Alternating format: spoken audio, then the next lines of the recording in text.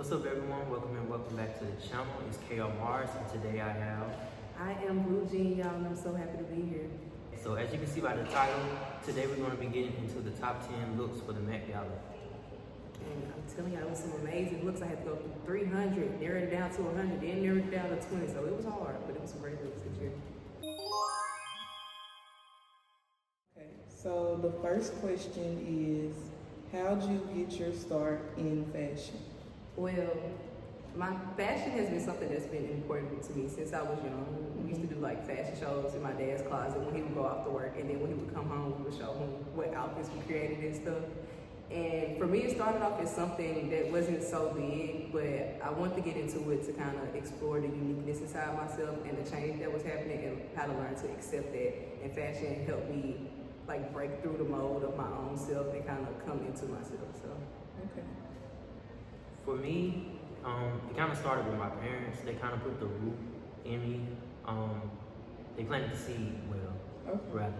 They introduced me, my mom, she introduced me to shoes, sneaker culture. And my dad, he was more so into fashion, the clothing side. And he wasn't a label person like my mom was. He was more into like experimenting. So he put me more into like the experimentation side of it. And just with that, I took it and I started like getting into more, I don't want to say higher class stuff, but like more elevated types of fashion and stuff that I may not even ever tap into, but I just take a like interest in. Okay. I can say the same thing about my dad too. He wasn't big on like labels, so we would shop a lot at like TJ Maxx, Burberry, and like Sears and stuff like that. But it wasn't until I stopped like going with him shopping that I got into thrifting. So that kind of helped me mold myself into who I am today. Cause my mom used to get so mad, like when my dad would bring me home with like Reeboks on, M1 and stuff, like M1 clothing and all that. She'd be so mad. See, my mom, she kind of was like that too. She loved loved everything that was high quality, this, that, and the third, and she wasn't into the thrifting side of things. And I don't want to say she looked down on it, but she kind of did a little bit. So, well, I think I was kind of rebellious, so I wanted to get more into it just to rebel against my mom. Yeah. Okay. All right, the next question is, how long have you been keeping up with the Met? I'm looking at it. Okay. So for me, it's been since 2017. Okay. And it started when, Instagram, I don't know if y'all know, where y'all probably do, like the editing era where everybody on there was like making all these random edits of celebrities, just going all out, stand pages, making all these edits.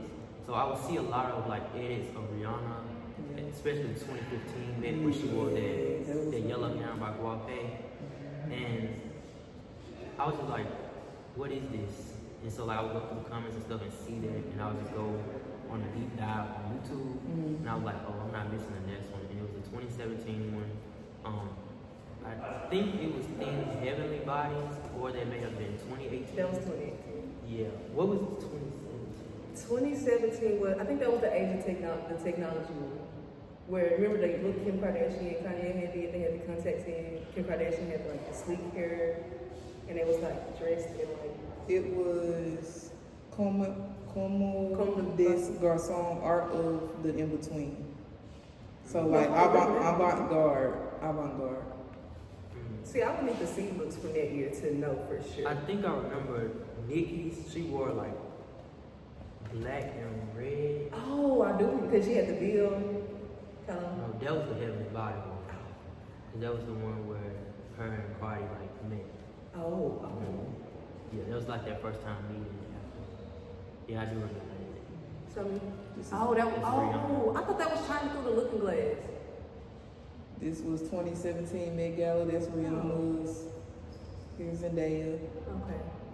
That's when I would say around that time was also when I first started seeing it, but I didn't really like check in until the Heavenly Bodies thing. And when Chadwick, Zendaya did the Joan of Arc look, Rihanna did her custom Dior look with the pole. I love that look. That's one of my favorite looks.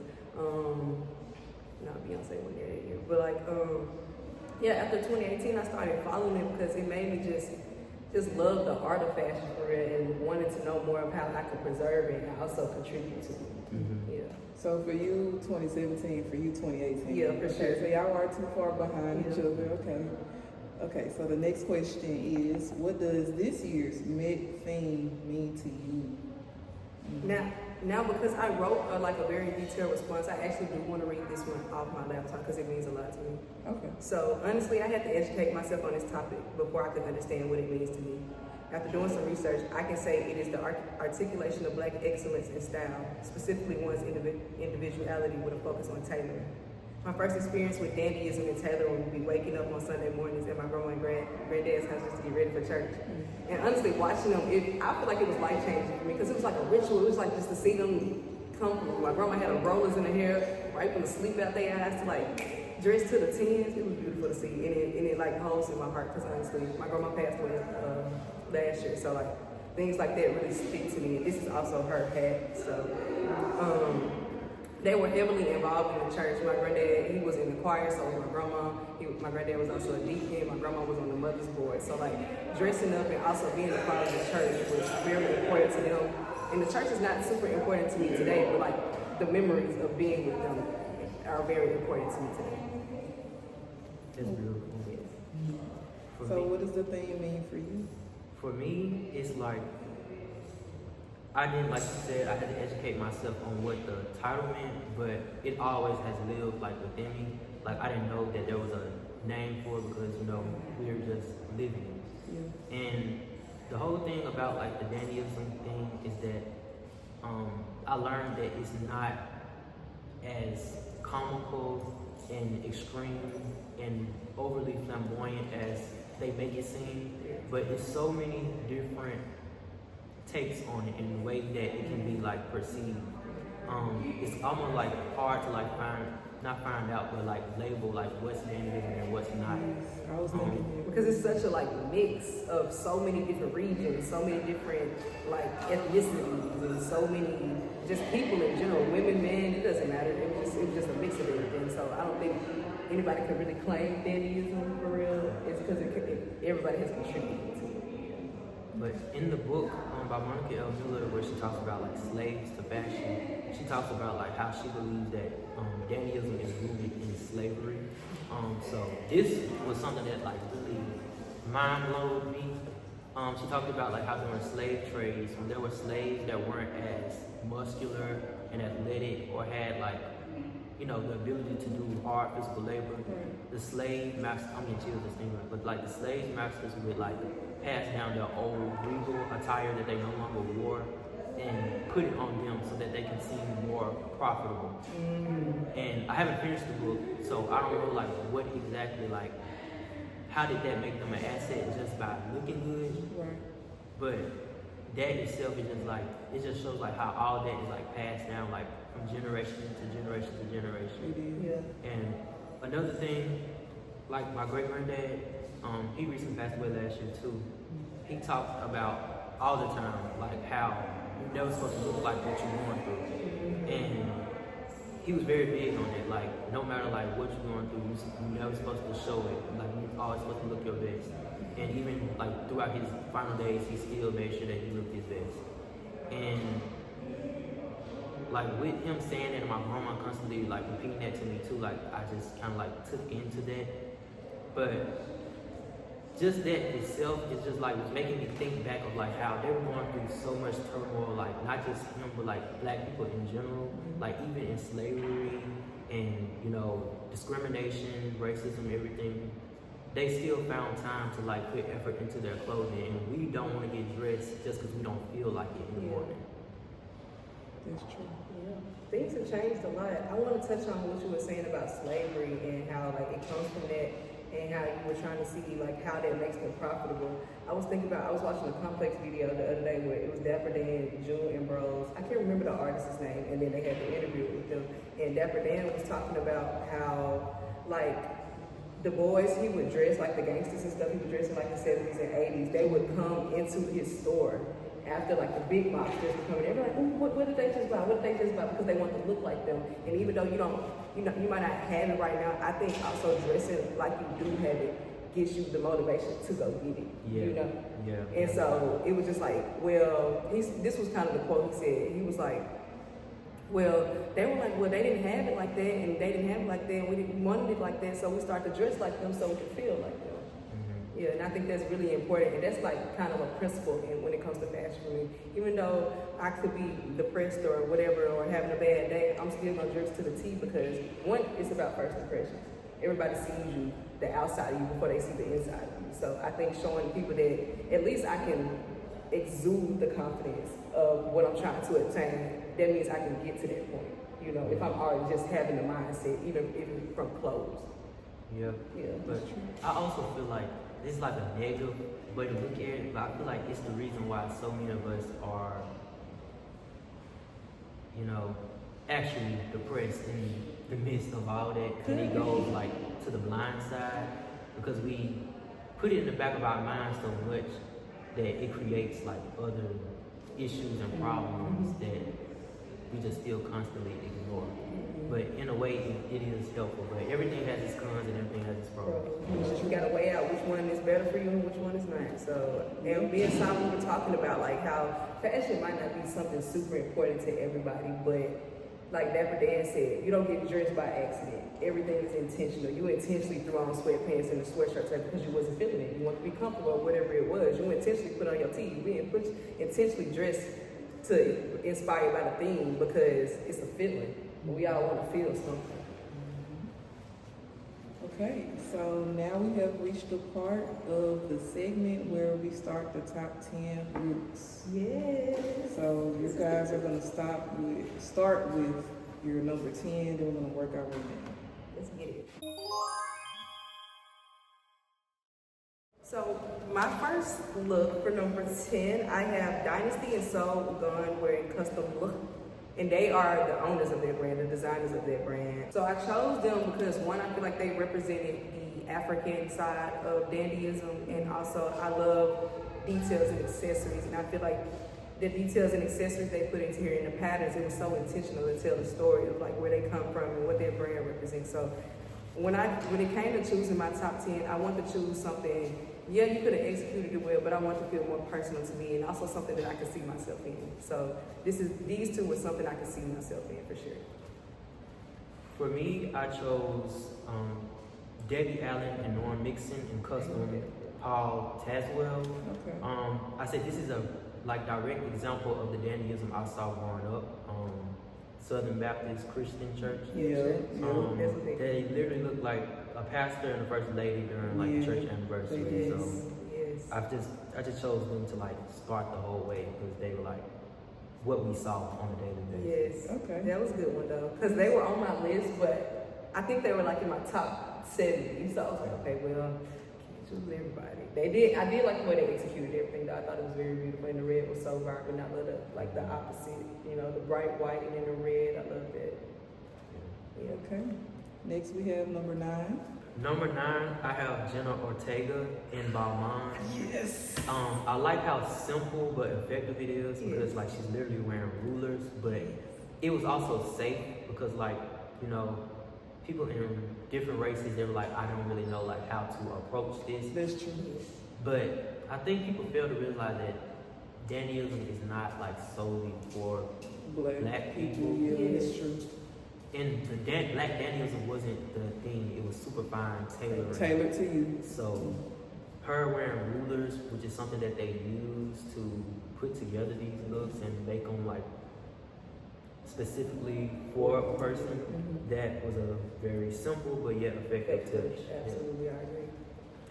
My next look is Whoopi Goldberg in custom Tom Brown, and her jewelry was by Look, which was the brand that I had just spoke about in my 10. And she wore this it was like a dress made like a suit, and then she had this white coat on the outside of it, and it was like the perfect balance of masculinity and femininity in me, which is something that I'm always trying to achieve. Like I never just want to be on one side of the scale. I like to express my fashion fluidly, So this was like the perfect look for me. Like I said, I could see myself in this, and I just thought she looked so boss and powerful. Okay. Did you see that when the interviewer told her, like, what beautiful makeup you have on? She just started like smiling, but she didn't have no makeup. She didn't have makeup on. She never really wears makeup. I love people that just let their natural beauty shine through. That's a statement in itself though, especially in an industry where being perfect is so pushed upon. So yes, I thought this was a perfect look for her. It couldn't get got no better, even with the top hat. I loved it. Okay, let's go into number 8. Yeah. Bleu-Jean. Okay, number 8, y'all. I did Edvin Thompson in Custom Theophilio. That's his brand. He's the designer, creative director. And he had a custom mink coat by Brandon Blackwood. I thought that look was gorgeous, gorgeous, gorgeous. Because he had, I'm sorry, I'm trying to get it together over here. Okay. So he had this red suit on. And honestly, it looks like velvet, but I'm pretty sure it's not. It kind of gets like crushed velvet. With this big old rose flower on here, black hat tilted to the side, mink coat adorned on the arms. Beautiful, sharp. But yeah, I thought, like, yeah, I really chose looks I can see myself in. It's the hat that he has on, and I'm a big, if you can't tell, I love a hat, a big hat especially, so this look was just, Okay. Who's your number 8? Oh, so for me, I chose Jordan Rock in Custom Laquan Smith. Okay. And I feel like this look is very sleek and androgynous. Yeah. And to me, she looks like Abraham Lincoln. no, she literally does though. Yeah, and she made herself just, Abraham Lincoln was like almost 7 feet tall, 8 feet tall, something like So that. she has super tall heels on? Her heels, at first I thought like, she got on stilts or something, but she showed her walking through like the Mark Hotel hallway in the heels. It's like, I don't know what the name of the heels are, but they're like a wedge where it's like, the heel is mainly in the front, I believe. And like you have to put all your pressure on. Oh yeah, those are I like those type of heels, but they are very, very hard to pop in. Yeah. And it made her 7.5 feet tall. And That's she was great. scraping the roof of the hallway. She looks divine though. Like, Yeah. I love that look. It kind of also gives Dr. Facilier kind of vibe too. I love that. Yeah, I love the hat touch too. I feel like it really brought everything all together. And she just looks like she would fit something like that. And I'm glad that she chose black because it gives like a creepy type of slender man type of look too. When I was getting dressed today, I also I did a little bit of dark makeup around my eye because I wanted to add like a gothic vibe to it because Black Dandyism wasn't all just colorful. It had like a darkness to it too, and I think that comes from like the struggle that we went through and all the things, the discrimination, the racism, the sexism, or whatever it is, and we turned that darkness into something beautiful. Yeah, definitely. Okay, so our next one is number 7. Take that. So number 7, honestly, I'm sorry if I butchered his name, but his name is Guillaume Diop. I know that he's a ballet dancer. Yeah. And I said that his look reminds me of like when I mentioned like Monica L. Miller saying that they passed down their old regal clothing that they no longer use to help sell and make the slaves more of an asset if they couldn't do physical labor. So this looks like a direct passing down of those garments. Yes, I agree. You have a lot of looks that I chose, but they didn't end up on my top 10. Yeah, because I was like, should I put, because this doesn't look, it doesn't give Danny, like, it gives French. Kind of regality vibe. But that's exactly what it is. It was passed down to them and they took it and made it their own. Like, that's what they would do. They would take these clothing and make it their own. And that's how dandyism would start. Okay. Who's your number? I like your list so far. I'm not gonna lie. Oh my gosh. I'm glad I took some of the ones off my list. That way we wouldn't have the same list. You don't know though. So next, I have Tessa Thompson. She wore custom Prabal Barone, and she did a tribute to Andre Leon Talley on the church fan.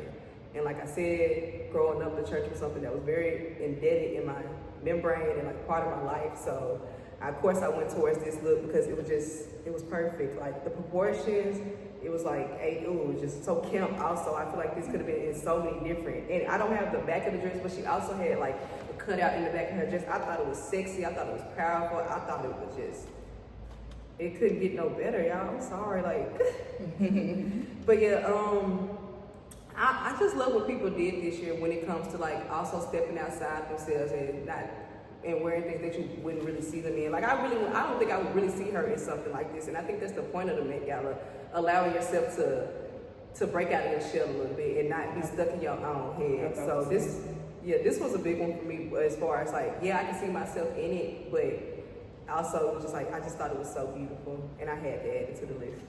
Okay. So our next number for right now is going to be number 6.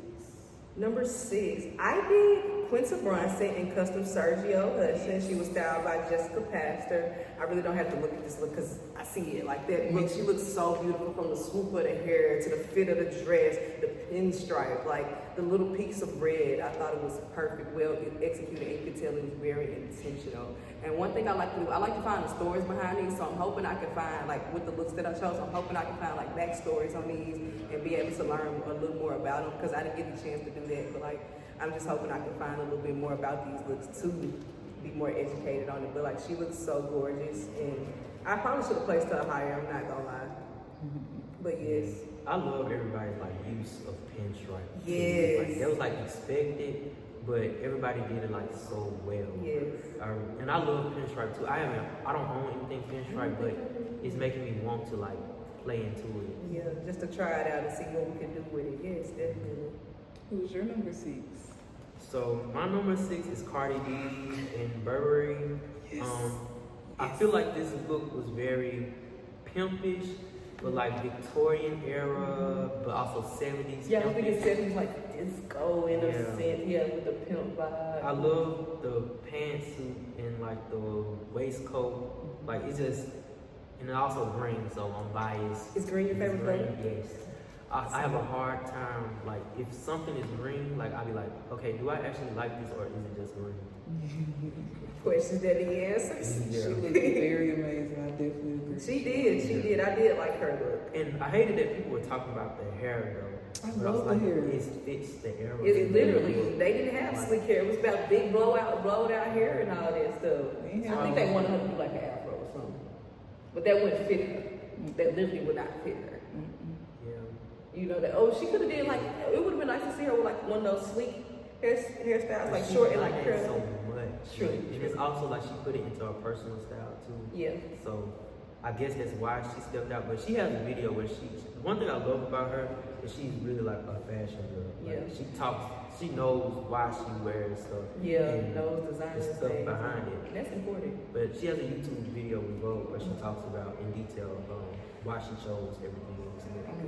And I seen a little clip. She was like, everybody just always pressures me to do, outdo myself from the year prior. And I know when it comes to the Met, there is a pressure, but focus on having fun too. Like if I were ever go, I know I'd probably be nervous and filled with anxiety, but I would at least try to have fun. And I think a lot of people kind of take away the fun of the event. Not like the people themselves, but like not haters, but the people that just do all the talking.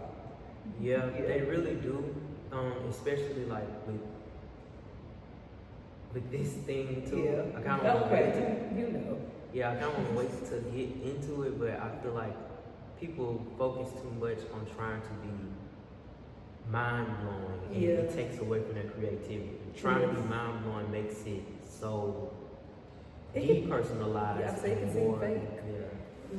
Okay. So focus on just for the people watching, and not even with the Met Gala, but fashion in general. Like just focus on what makes you feel good, and not necessarily, I guess, trying to create a moment unless that is a moment for you. But like, just focus on, making yourself feel good. We have now reached the intermission, guys. So we have some more questions.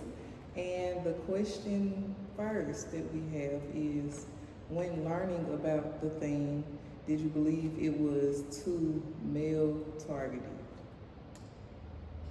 So I asked this one first. Yeah, you go ahead. Yeah. So personally, I made a whole video about when the theme was announced because people were going into tangents on TikTok and being like, all we see is men, this is too male oriented, like, which I want women to come in suits, this and that. But I think people fail to realize that women are dandies too, and dandyism is not subject to just masculinity, which is why I was very happy to see that this was a theme kind of targeted to males, but because they don't try when they come to the Met. Black suit, white shirt, black bow tie. I literally said on TikTok, I was like, if any male identifying person comes to the Met this year in a mall rental suit, or the Prada tuck that they always do, they should be stoned on site. On site. Did you even try? Am I allowed to talk? Go ahead. Yes. I haven't been saying anything, but for real. Yeah. He just, I think for real, so stuck in his own mode that he don't care. Everybody, for me personally, I don't know if I should be getting into this now, but he played everybody That he that dressed. he brought in Louis Vuitton. He did. And a lot of people saying because he don't do women's wear, but that don't mean you can't try. That don't mean you can't actually educate yourself. If you don't do women's wear, it's kind of make me second guess your role as the creative director. Exactly. And I love Pharrell. Yes. Like, he's an innovator. He's one of the reasons why a lot of us do what we do. But you gotta. Hey, Mr. Man, it seemed very lazy, and I had watched You Sabrina. gotta hold them accountable too. Hold. Yeah. What phrase of the day? Hold these folks accountable. Okay, I had watched Sabrina Carpenter's video about what she was wearing, and she was like, Pharrell said, "You're very short, so no pants tonight." That was so lazy. That upset me because it was like she And couldn't why wear would you pants. why would you agree to that? That's one thing I do. She could have easily wore shorts. Yeah. Don't you wear shorts? Literally. Don't you five too? But there's one thing I like that Kai Cenat said. He was like, I didn't go to the Met because I didn't agree with what the designer did. Because you know, at the Met, they are assigned designers. Yeah. And he was like, I didn't agree with any of the looks that they were trying to make me do, so I just opted out. I would have loved to see more black designers. I feel like no, it wasn't as many. Enough. Well, really enough. Yeah, it They wasn't. came, they wore themselves. Yeah, yes. Because I have a couple, like in my first 10, my first 5, it was 2 designers who wore themselves. Like, because one, sometimes these designers can't afford it. They can only afford the one ticket, and that's understandable. Because these tickets are high now. Lewis Hamilton, he buys the Yeah, whole I love table, that he does and that. Like this year, he brought all black women that he felt was very like contributive to the culture and yes. So, yeah, I just feel like if this is like geared towards black people and specifically for them, then why not actually invite black designers though, instead of trying to make them buy the tickets? Like, that's just, I don't know. I understand it's a business at the end of the day. It's all about politics and stuff like that, but like, it also comes down to being true. True. Okay. And A$AP Rocky also said, you know, he wore himself. Yeah, he did. Yeah. I watched his video. I think that was yesterday. Yeah, he said Anna Wintour was like, you must wear a black designer. And I'm just like, if you care that much, Then you would have had nothing but it would have been a requirement that you had to come with a black designer or something at least. Like, come on. Okay. Okay. Is it my turn? Yeah. Good. You folks gonna give me heated in here. Did you believe it was too male targeted? Again, I wrote detailed answers, y'all. Like, I'm a writer, and sometimes when it comes to getting on the spot, my brain just goes blank. So, I honestly didn't think it was too male centered because the theme wasn't tailoring black male style or black male dandyism. So many women like Madam C.J. Walker, Coretta Scott King, Josephine Baker, Diana Ross, and the lower class women whose names are easily glossed over or forgotten had their hands in shaping and carrying the legacy of what this theme represents. Mm-hmm. It goes without saying that women are highly influential when it comes to propelling and maintaining this legacy. They started off hand sewing and stitching the clothes that not only the men were wearing, but theirs too. So it makes sense that they had their hand in shaping dandyism because they was making the clothes. Mm-hmm.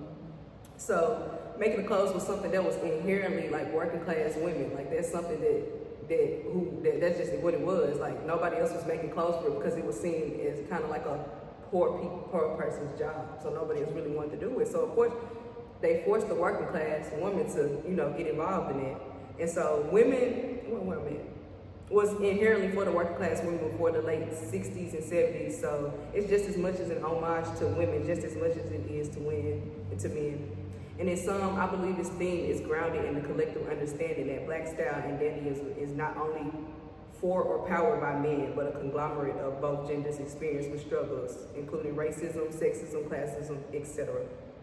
And, of the everyday life and how it ultimately led to a new form of expression. So without them going through these struggles, who knows if we would have had dandyism, and who knows if we would have had it in the way that we have it today.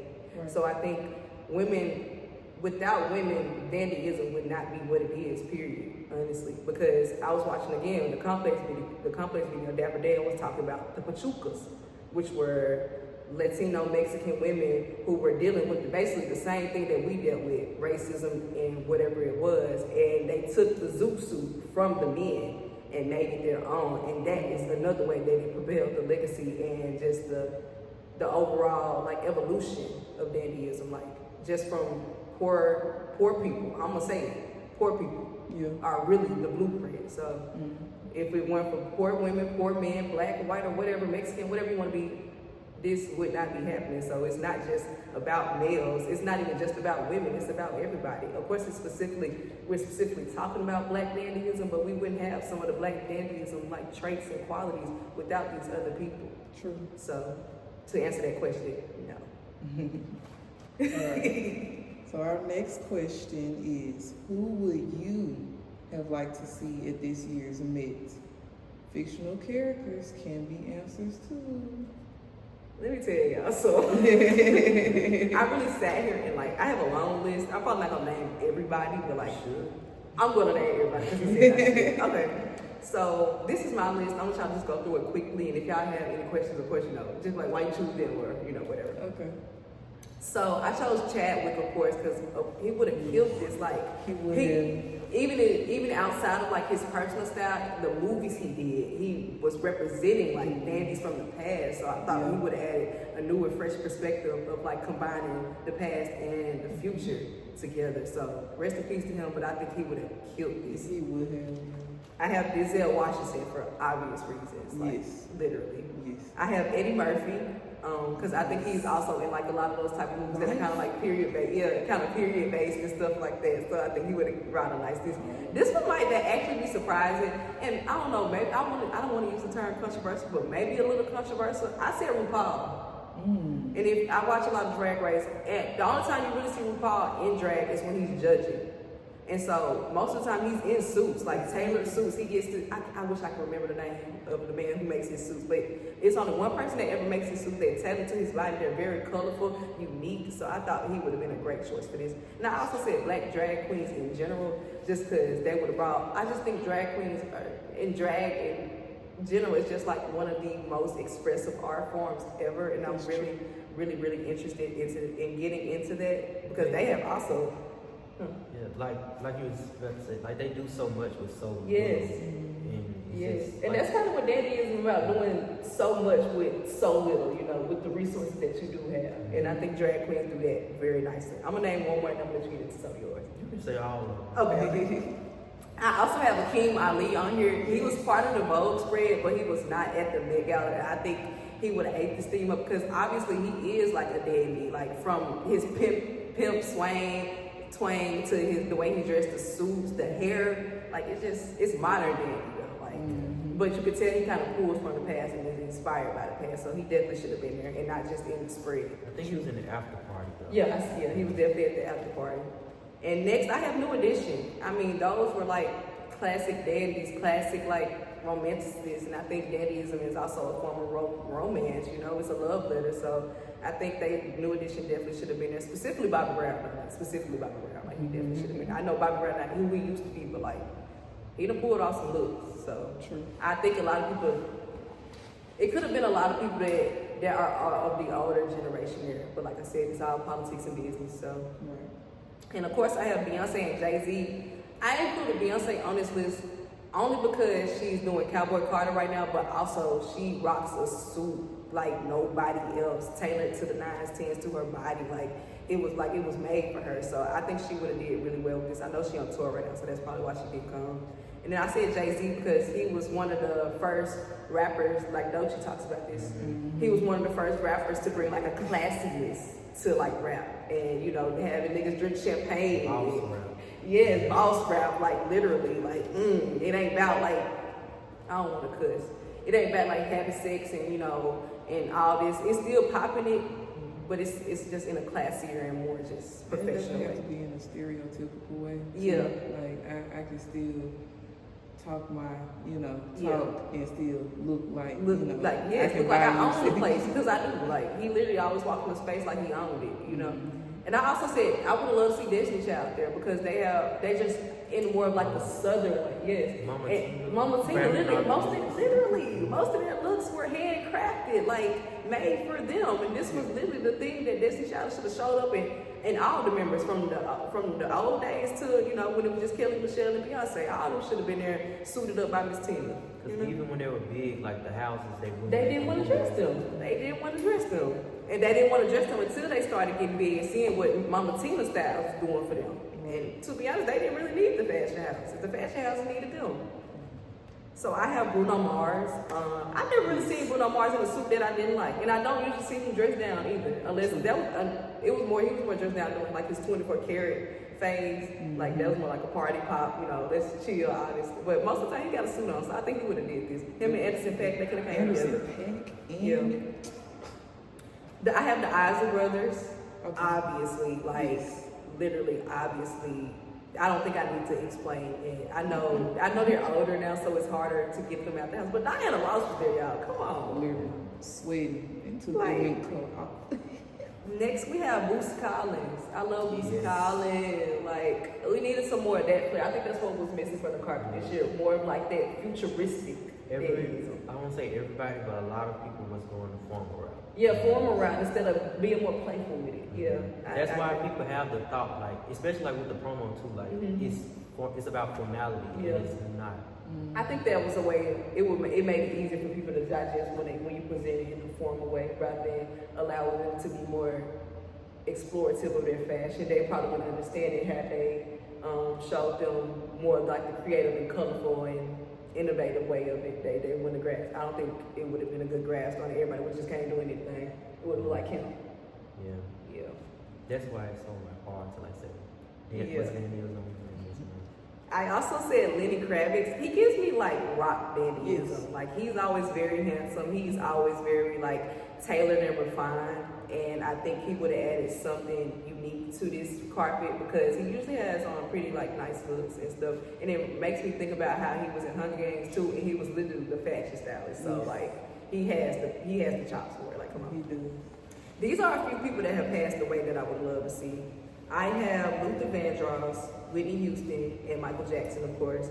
Let me speak on Luther Vandross, right? We never saw Luther Vandross without a suit on, without a button-up on. And that comes from like personal struggles, like for his weight and stuff like that. So he was probably using the suit, honestly, as like a mask and a protection and armor.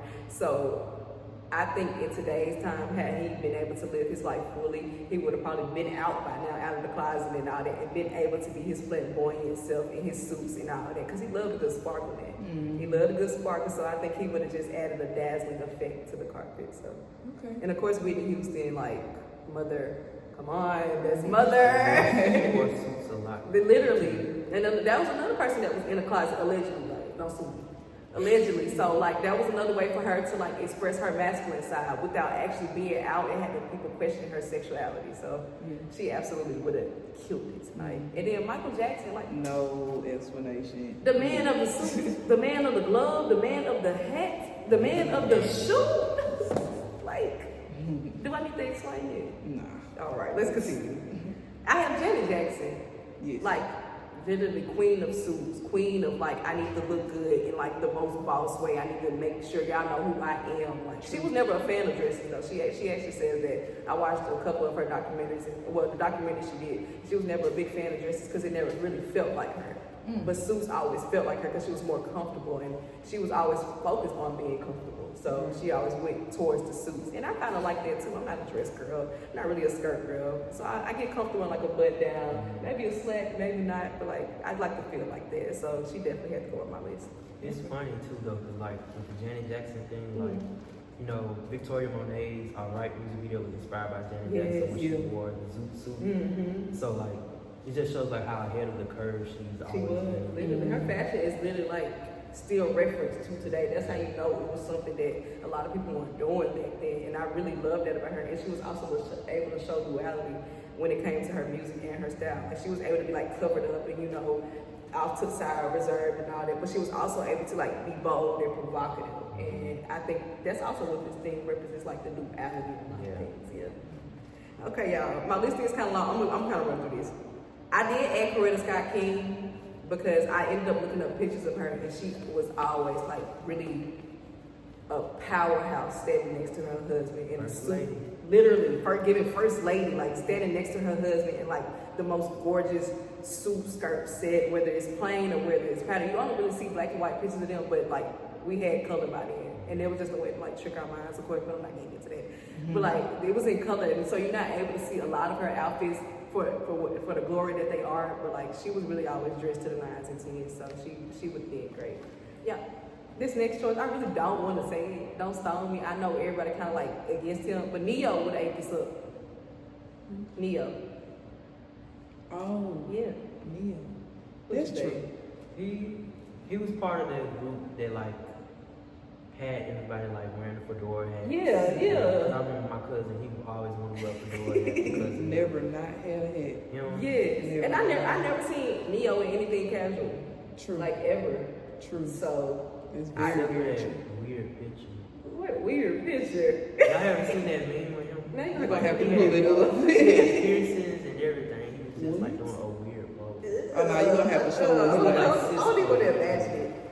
I have to find it. Okay, the next person is Lil Nas X. I know he's going through a moment right now, but like when he's not in his controversial bag and when he's really like into his fashion and unique bag, anytime he wore a suit, it was always an extension of him.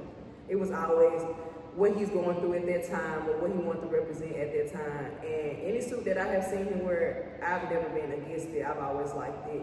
And I think he would have definitely added more of like a gender bending influence on this, which I think was also missing a lot. Everybody did suits and hats. That's not necessarily gender bending because women can wear suits and hats. You know, men can wear suits and hats. But I think he would have just added more of a glamour to it as well. So I think he should have been there. Yeah, I actually almost thought someone was him. Yeah. Damson Idris. Ah. When he did the reveal. Yeah, because he kind of had like a Dream Boy hat on. Yeah. I thought, is that him? But then when he took it out, I was like, Yeah. oh, wow. No. Okay, last real person, last human being. I have Celine Dion. Me too.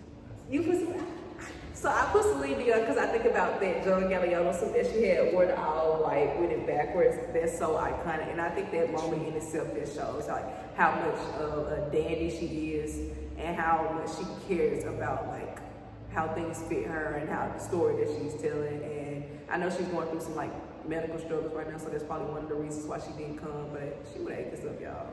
Like I'm gonna have to throw in pictures for reference. All right, let's hear your list, sir. Okay, if you have some cartoon characters, we can do that list together. You can go through all your reviews. No, I just kind of have mine off. I didn't have to Yeah, okay. You can go ahead and say it. You want to go ahead and say Okay, these last people, I'm just running because these are like cartoon characters then. I did Dr. Facilier, Agent 47 from Hitman, Bruce Wayne, Batman of course, Edna Mode, and then I did Stanley Ipkiss, The Mask. Yes, the mask and Edna. I said that. The mask. The Zoot suit. The I Zoot said suit. Jim Carrey. Yeah. But, you know, the mask. I do think Jim Carrey too, but I'm just ooh. Yeah. It would have been nice to see somebody kind of dressed and inspired by He could have did something so dramatic with it, like a dramatic. They could have did the big mask. shoulders, probably like a long cape draping back. Oh my gosh, the oversized. Even like mechanics, like his suit could like do like some smoking or something. Yes, smoking. Or he come with Yeah. a money bag or something. Like he could did so much, but he's also like suffering with. Yeah. Of course, he don't really even want to be involved in the industry for it. He's just like what he like to do. He did his That's how Jim Carrey. Literally. Yeah. Yeah. That's true. But they say I think he has bipolar disorder. He does. Yeah, and he went through something where he was dating this girl and she ended up killing herself, and he had to like go through that whole thing because I think they was trying to like charge him with that and stuff, so that kind of affected him I too. know. Yeah, He got a lot of trauma. that he does have a lot of trouble, but to be that funny and that comical and that Still free, working. That's what yeah, he is. you That's usually what go he through stuff like that, yeah, because it's like an escape because you don't want to become your trauma, so you start using comedy as a way to escape that and kind of forget about it. is. Yeah, somebody made a point, and I think it was Jacoby, who a local comedian. He was talking about how I think he said Richard Pryor said that most comedians, the reason they do comedy is stemming from trauma, and how it's like they're like trying to bring like a joy into life rather than, you know, what they might see based off what they've been through and stuff like that. Like Kevin Hart literally had his series. He's not my favorite. I don't really like Yeah, him. that's true. Laugh at My Pain was his title. Yeah. So, Yeah, and the fact that you brought up Richard Pryor, he went through a lot before he died. Yeah, like, he did. A lot. Like, he ended up literally setting himself on fire because he was on the cocaine binge, That's crazy. literally. So he had his own demons that he was battling too. So of course everybody turns to one source or another, whether it's comedy, whether it's drugs. He did both, but Yeah. you know, so he was never really able to escape his. You know, so sometimes even though you go into these avenues, they don't really help. They just amplify it. Mm-hmm. Yeah, So are those all your characters? that's all my Okay, Yeah. let's hear your list. So I have Grace Jones. I feel Yes. gosh. I feel like she would have really like killed that, and it also would have been like a great return for her Yes. because she hasn't like really been in media like that. But like I think last year she was like having fun somewhere, like she was getting fitted for something, and she was just like showing like how comical she still is. But she's literally the Danny. She's like the face of like androgyny. She is. Literally. I would have loved to see her and Doechii have a moment together They should have. because Doechii is really like inspired by her, and she's one of the reasons why I read her book. Like, I'll Never Write My Memoirs by Grace Jones, where she talks about like her love for Jean-Paul Gaultier, Issei Miyake, and everything. Yeah. But yeah, I feel like she really would have killed it if she came there. She definitely and have. just her being there, even if her look wasn't that good, she would have definitely took a lot. She would have showed them youngest no for real. She would have Yeah. showed them this is exactly how you do it. She probably would have had an easy Miyake breastplate though while you playing. She definitely would have, but I think he passed away. Yeah, he passed 2022. away. So maybe she may feel some type of way, but I don't know. But I remember one time, like, she talked about in the book, she was like, she doesn't feel as beautiful as she did. Used to. Yeah. And then there was a lady on TikTok, she said, I met her in Jamaica because she moved back to Jamaica.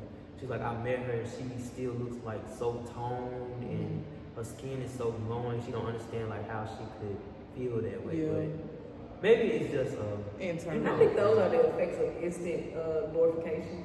Yeah. When you don't receive that anymore, it kind of affects you mentally or how you see yourself. and she's not online, so she's not able to see that That people do love you, girl. Come on, like You are in You're an icon. There's a #1 song out right now, and somebody's quoting you. Like, I'm the new Mama John. I'm the trap Grace Jones.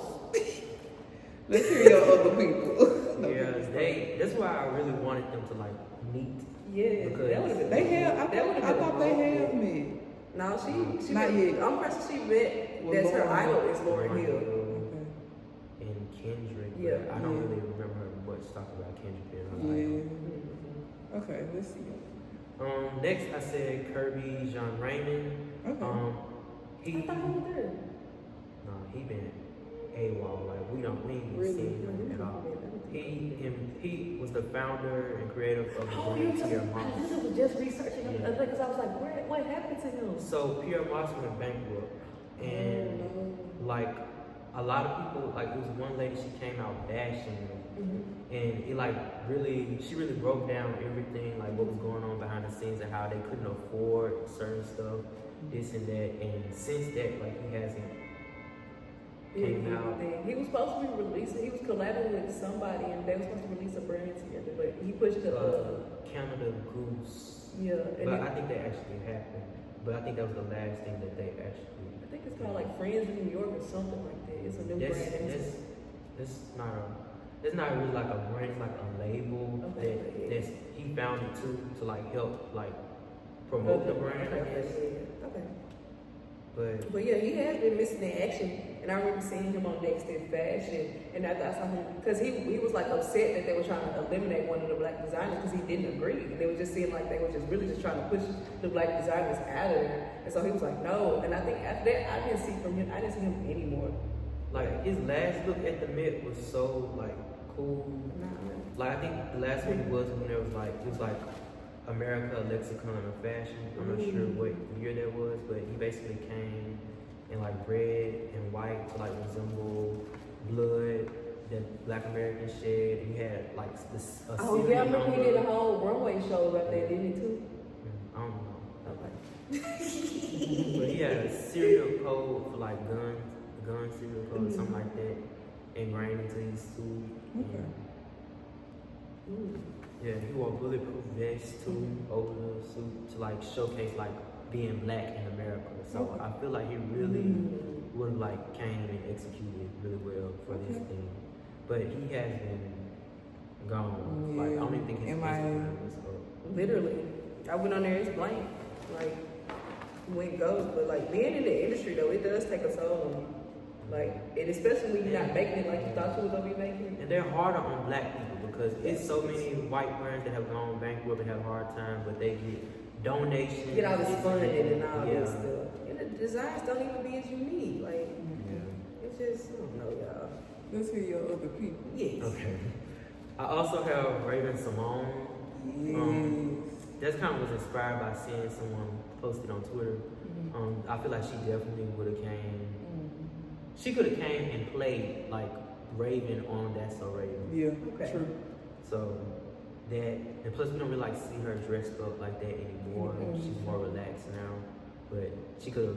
Like, she still has her same flavor. Yeah. And I said Rick James. Yes, I was gonna add him. Yeah. I used to be scared of him. Growing up as a kid, like a grown man with all their hair and beads, they used to terrify me. But I was also like amused at the same time. Yeah. But he's also like one of my favorite like artists too, because he's like so experimental. Not only just in like his music, but his fashion. And it's literally dandyism. He wasn't afraid to, explore. Yeah. Definitely. That was very, and also it was easier for people to explore like in the 70s and 80s. People was wearing skin tight. That's why I don't understand how they be homophobic and all of them, because they was literally chest out. Like I think about the Isley brothers. They'll have their chest out with like the skin tight flared pants. Be getting the women, like the women flocking to them, like. So it's just like, I mean, it's times are different. Everything is seen as so feminine these days when anything can be what it is. It doesn't have to have a label on it. So I think that's where we are in life. Everything needs to have a label on it. When some things can literally just be what they are.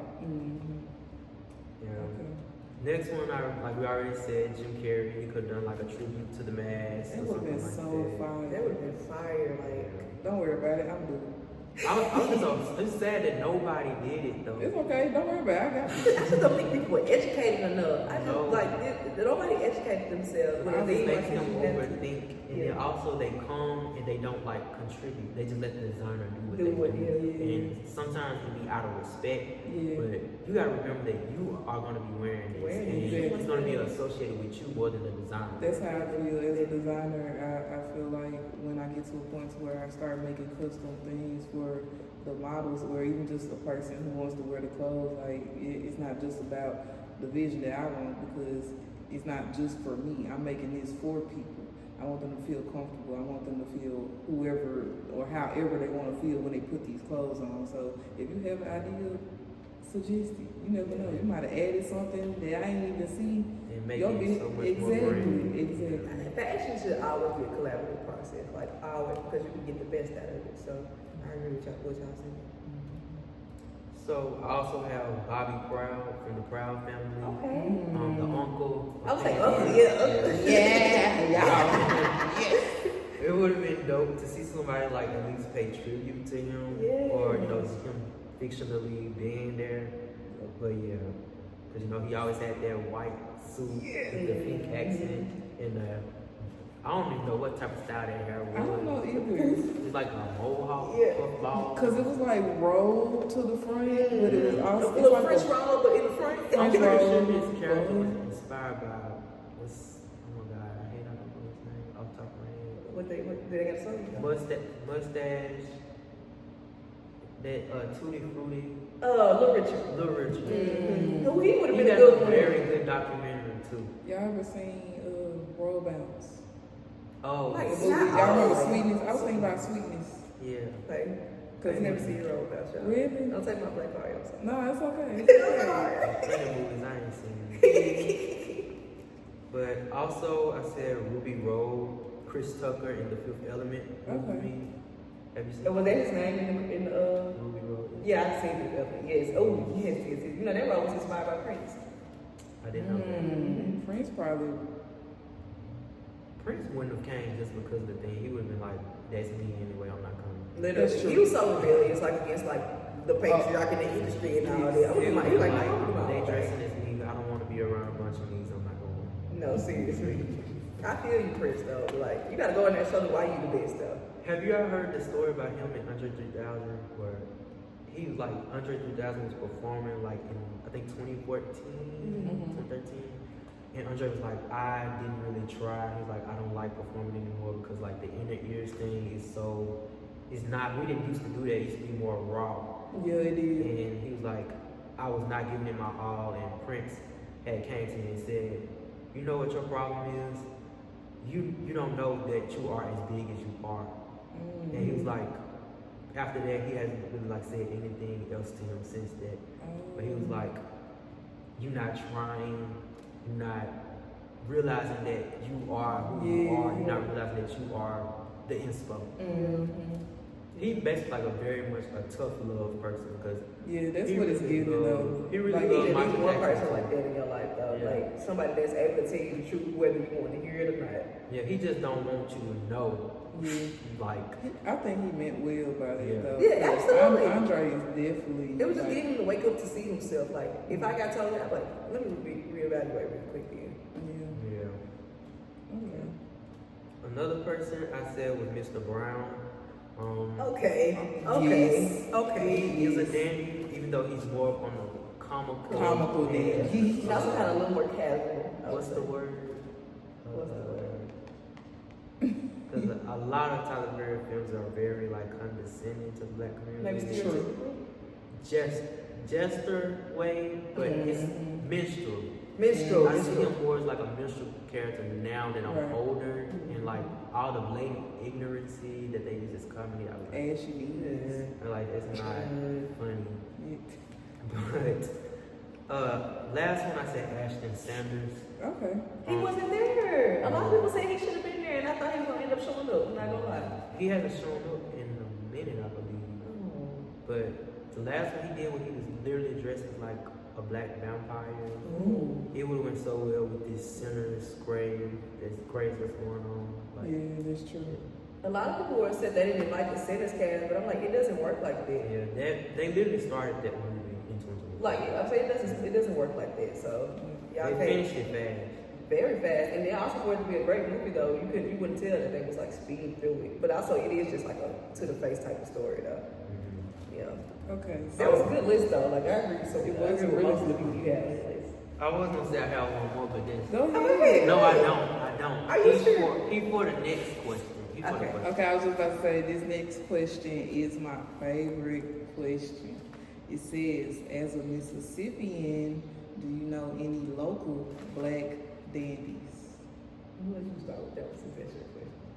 So I was making TikToks, and I was like, I want to talk about Mississippi and like black dandyism here. Yeah. And I was thinking like, who here is a black dandy? And I was just thinking, I was like, I don't know nobody in my family that I could really consider those before I went deeper into like what this thing really is. Right.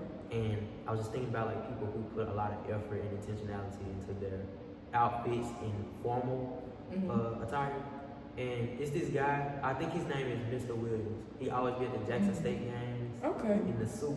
Yeah. Like, I feel like I know exactly who you're talking about. I've never seen him. I haven't been to a Jackson State game since I was probably like 2 or 3. Yeah. But I always see people like posting him, and I was like, he's literally a black dandy. Yeah, he does it every year, every No matter black, how hot. every Jackson State game, he's in that every time. I need to find more pictures of him. You should. Because I do want, because I think his name is Mr. Williams. I saw it in the comments or something. But I don't see like more pictures or stuff of him. Yeah. So if y'all see anything, let me Mr. know. Williams, that could be anybody though. Try and ask people like in the Jackson, they're still in school at Jackson State. Yeah. They might help. These young kids don't care about nobody. The older people. Yeah, ask the faculty. Teachers, yeah. Ask the faculty. Another, I said Joshua Walker. Okay. His name sounds I familiar. realized his Instagram name is French. It's Okay. like past Absolutely. the social Yes. or Yes. some I know party he dark. social.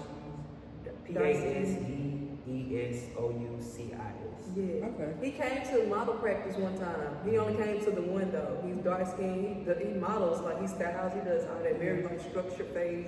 Okay. I can't really describe him, but I just know what he's talking about. Okay. I see him literally. Yeah, he's literally a black man. That's Definitely, I cool. agree. Shout out to Joshua.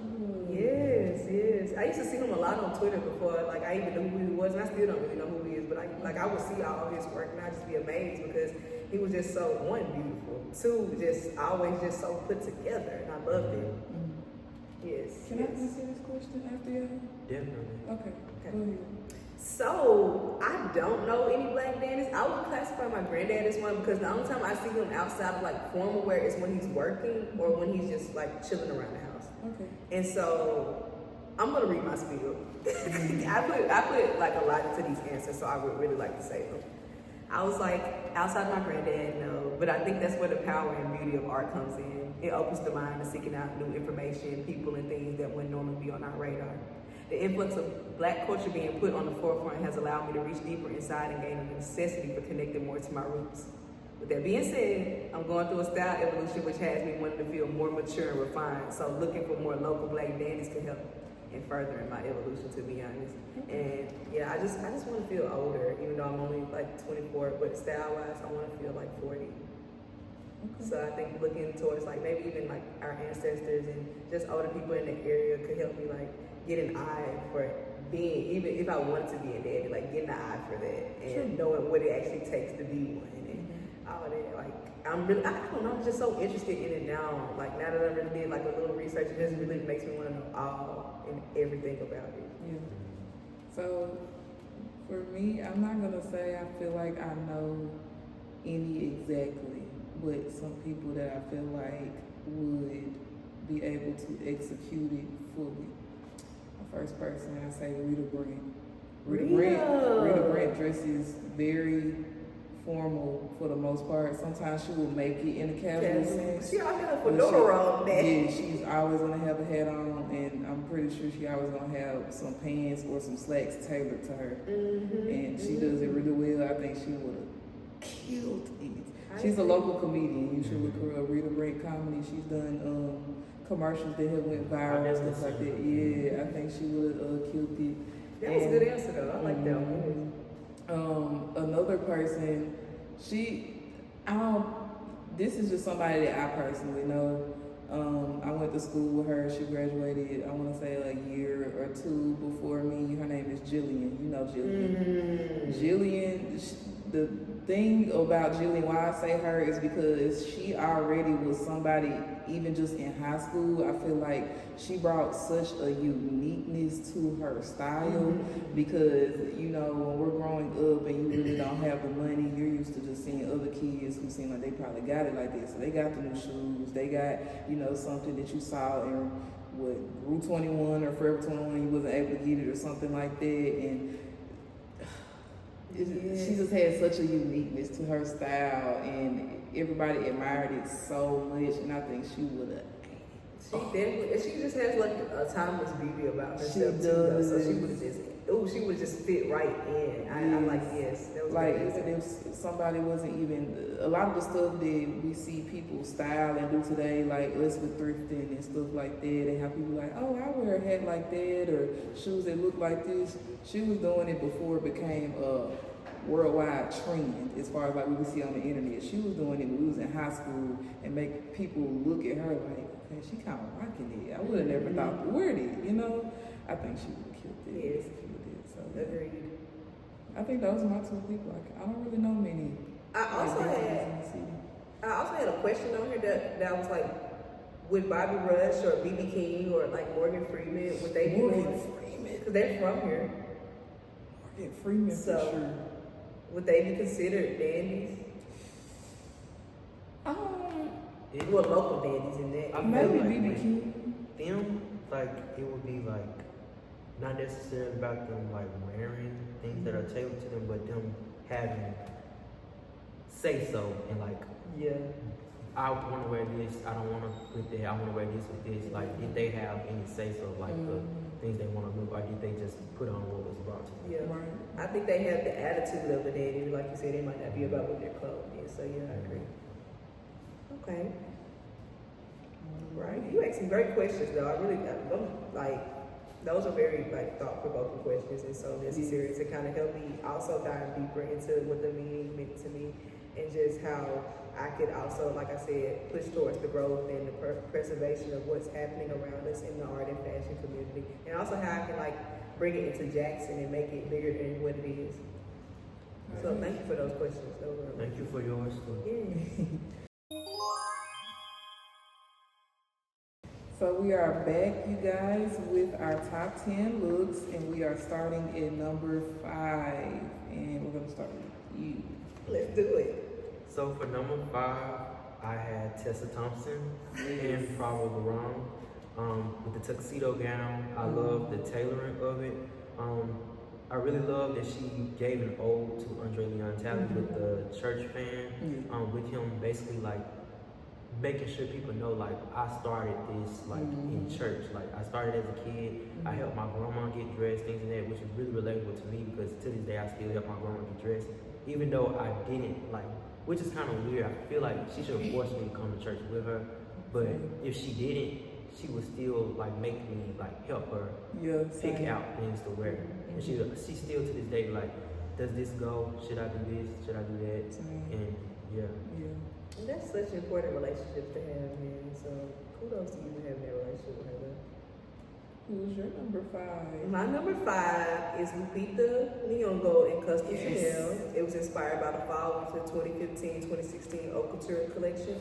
And it was this Tiffany blue, honestly, suit. I think, what is it? Double-breasted? It's a double-breasted suit with the kind of the cape that kind of sweeps the ground. The sheer cape? Yes, the sheer cape. And I seen somebody say that they love that she opted for the small hat instead of the big hat because a lot of people had a bigger hat on. And I thought it just added more of a classic look to it. And I thought it was perfect, honestly.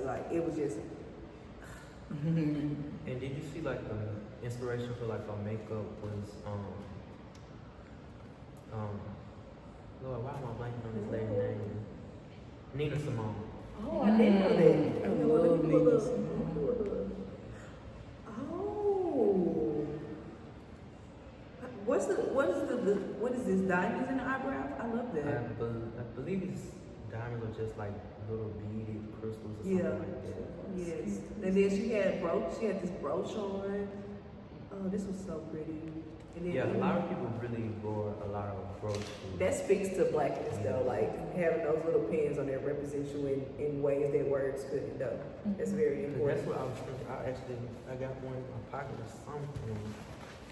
I'm big on brooches myself. I'm trying to wear this I was like, which one of my pins should I wear and stuff like that. Why do you have a pin on? Because I felt like I'm kind of a symmetry person too. If I had one right here, I'd be like, what's one I could put over here? Okay, that's understandable. Yeah. And I couldn't find one, so I was like, let's put it out. Okay. All right, so now you're gonna start number 4, Bleu-Jean. Oh, I ain't said. Oh, never mind. yeah. So I have Lauryn Hill wearing custom Shanae Chen, styled by Raheem Robinson, and it's this beautiful, beautiful orange look that she wore with this hat. Sorry, I'm trying to pull it up. But with the man holding the umbrella, the bigness and all the volume of it, I loved it. Yes, and it was kind of reminiscent of the zoot suit in a way, just because of the brightness of it and the attention that it grabbed. So I loved it. Okay. And that color itself, it always feels like that's literally her brand. Yes, her color. Her wearing that was dope. Yes, and I love the organic cape that she has. A lot of people just did straight back, while hers has the kind of petal-like of it. Like a flower, she's literally laying in the flower. And she's I love that. And she's the stem, like a honeysuckle almost. That's literally what it looks like though. And I loved a lot of the looks that included color because there was a lot of black and white on the carpet this year. That's true. And I think a lot of people took it so literally black dandyism, I gotta wear black. Yeah. And that's not what it was. Because a lot of dandyism is based in color because it comes from the Congolese tribes. in Africa. So it's based in patterns, colors, shells, jewels, all the beads. So. I agree. It was some of the celebrities I'll probably say later that I feel like I would have liked to see in patterns rather than solid colors. So yeah, I really enjoyed this look from her, and I don't really see her in fashion a lot just because I don't keep up with her. But I know she was on tour, and when I was seeing her on tour, I love it. So this is kind of reminiscent of an outfit that I can see her wearing on tour also. Yeah. One thing about her, she's always covered. Mhm. Like Yes. she wear no matter what the temperature. I remember it was in New Orleans, the Essence Fest. Yeah. She had all those clothes on. I was like, I know she's burning up. Gotta be, but sometimes that's the brand though. You gotta commit to the brand. So my fourth one, I said Lewis Hamilton and Grace Wells Bonner. He's basically wearing like an ivory white ensemble, and at first I was like, this is really a basic look, but once I started like reading up on it and like the details of why he chose certain accessories, which is why he's one of my people that I love when it comes to like fashion, men in fashion, because he's very intentional. Right. And he said the reason why he chose to wear the cowrie shells is because they represent protection in the African culture. And the garnet color of his cuffs and the brooch is to represent his birthstone. He's a January Capricorn, so am I. And the cuff links being shaped like, I don't know this flower, but he said it's an African daisy called a whirligig. Wow. He said to him, upon sight, it represents growth, memory, and just African heritage. I love people that put like their heritage and their culture like in everybody's face because it's so important and it really represents where you come from. So I think also that helps him remember who he is. You know, getting in the industry, you kind of lose yourself. So having those things help you remember who you are, kind of keeps you grounded. Right, and especially like it shows that this is organic. Like he's not just doing this for show. Because every year he pays to have people there that are black, and he pays for designers too. Because that's what he did in 2021. He paid for black designers. So he's a very important figure right now. So I really appreciate. You don't have a lot of people doing what he does right now. So that's kind of like taking the initiative and being a leader, and a lot of people would rather be followers. So.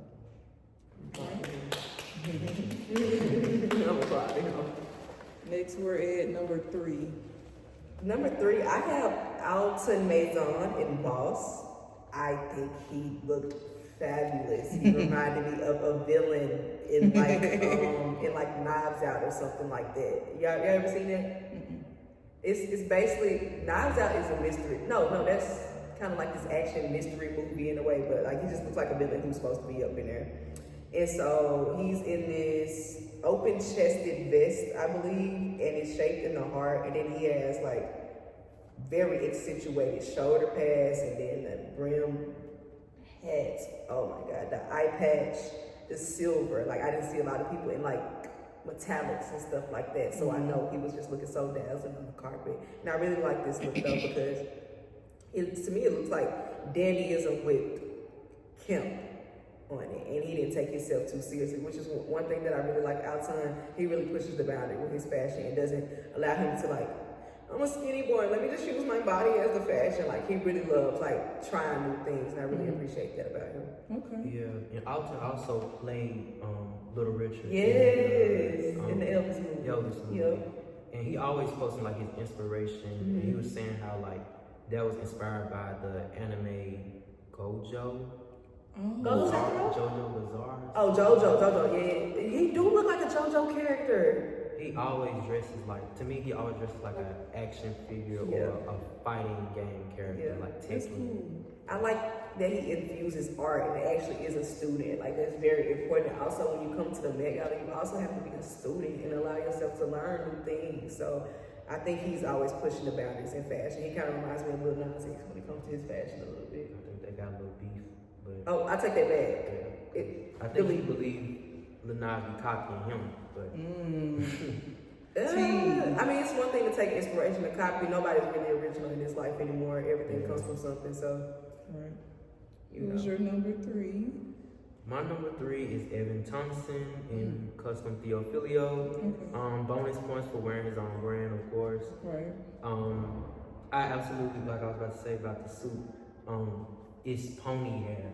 Pony hair. At first I thought it was mohair, but it's pony hair. That's cool. And that's really cool. Like, I want to get into more textures and stuff too, like with my own looks, but that was like really dope. And also the brooch being so gigantic, which was also by Brandon Blackwood. It's a huge hibiscus flower. And to me, that's him paying homage to his heritage. He's from Jamaica. And this drink that they make is called sorrel. I love it. My friends used to make it. One of my friends is Jamaican, she makes it and they call it sorrel. And one of my friends from Ivory Coast, and she makes the same drink, but she calls it zobo. But sorrel is more, it's more strong because it has ginger in it. But it's hibiscus, like hibiscus leaves boiled, and they add like ginger, orange, and stuff to give it more of a flavor. And have you ever heard of the restaurant Cebu? It's an African restaurant. They claim it's an African restaurant because I think they serve food from all different African regions, but they actually sell that type of juice in there. I love it. Yes, it's right there. I love more when Caribbean people make it because I'm a ginger addict. Like, I love ginger. Yeah. I ain't never really been able to get into ginger. It's just so strong. I feel like it's an acquired taste. I love ginger. I have weird taste, but like I love bitter foods, like dark chocolate. I love dark chocolate. I love Twizzlers and stuff like that. Licorice. But yeah, also him wearing wording on the back of his. What was on the back? Stop playing with me. Oh. Yeah, no, I saw seriously. it. I saw that. I feel like that's a very bold move to do in not only the Met but in fashion in general, but yeah, especially the Met, because you usually just let your looks speak for itself. True. And that's something that they always say too, like in the process of making the look and during mood boarding. That's one thing Alexis used to always get on me about was like, stop putting so much words and just let the pictures should tell the story. And yeah.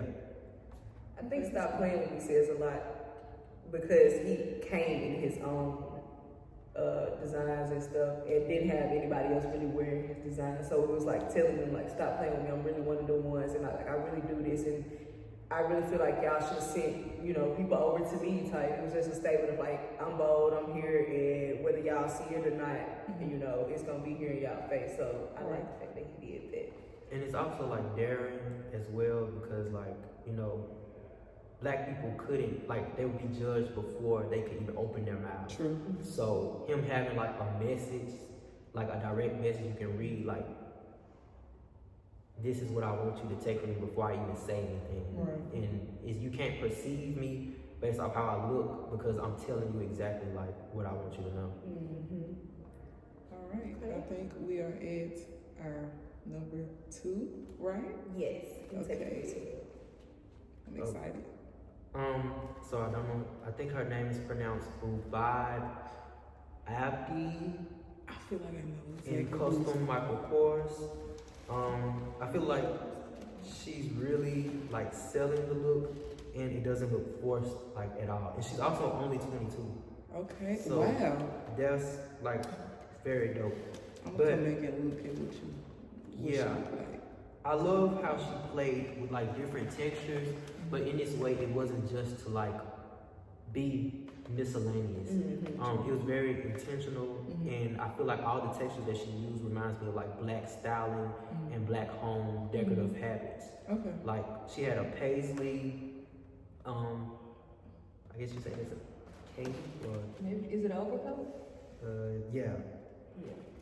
Yeah. That. And there, in the inside, it's padded with like quilt.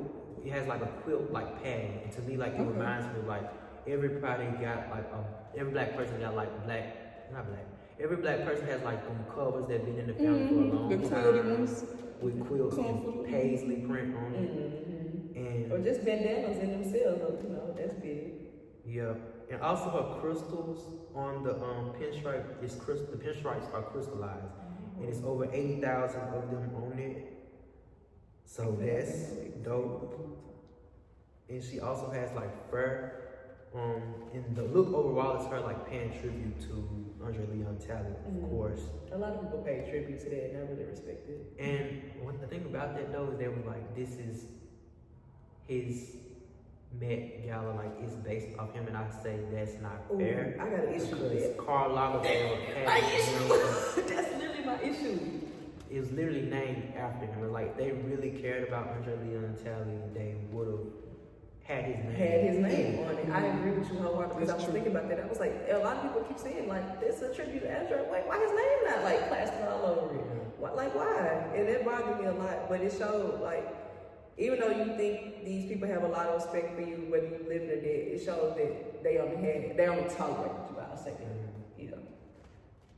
Who's your number 2? My number 2 was Shabuzi and custom Robert One Couture and Swarovski.